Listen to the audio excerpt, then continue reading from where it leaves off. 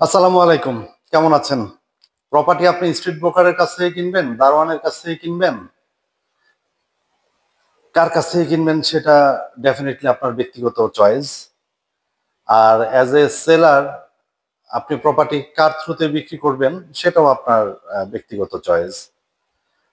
But আপনি যদি রেপুটেড কোনো অর্গানাইজেশনের থ্রুতে আসেন, প্রফেশনাল কোনো অর্গানাইজেশনের থ্রুতে আসেন, ডেফিনিটলি আপনার আপনি যে ইনভেস্টটা করছেন ইনভেস্টমেন্টটা কিন্তু সিকিউর হয়। এখন আপনি আপনার ইনভেস্টমেন্ট বা আপনি আপনার কোটি টাকা আপনি খুব মানে সেফলি ডিলস করবেন নাকি যা ইচ্ছা তাই ভাবে ডিলস করবেন, ডেফিনেটলি সেই ডিসিশন আপনার।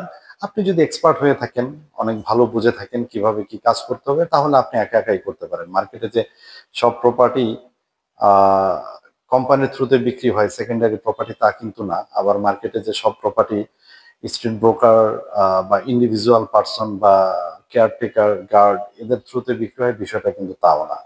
সো ডিলস আপনি কিভাবে করবেন সেটা ডেফিনেটলি আপনার ডিসিশন। বাট আপনি যদি আহ, মানে রিয়েল এস্টেটে যদি অ্যাজ এ ইনভেস্টর বা অ্যাজ এ বায়ার যদি খুবই নতুন হয়ে থাকেন বা আপনার যদি ফার্স্ট ইনভেস্টমেন্ট হয়ে থাকে, তাহলে ডেফিনেটলি আপনাকে মানে কোনো না কোনো ট্রাস্টেড কোনো না কোনো প্ল্যাটফর্মের থ্রুতে যাওয়া উচিত, রেপুটেড ভালো কোনো অর্গানাইজেশনের থ্রুতে যাওয়া উচিত, যেটা কিনা আপনার ইনভেস্টমেন্টকে সেভ করবে এবং আপনি অ্যাটলিস্ট শান্তিতে থাকতে পারবেন এবং ভালো একটা ডিলস পাবেন।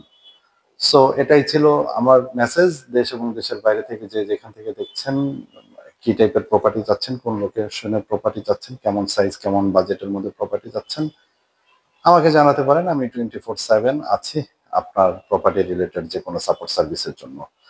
ভালো থাকবেন। Thank you. আসসালামু আলাইকুম।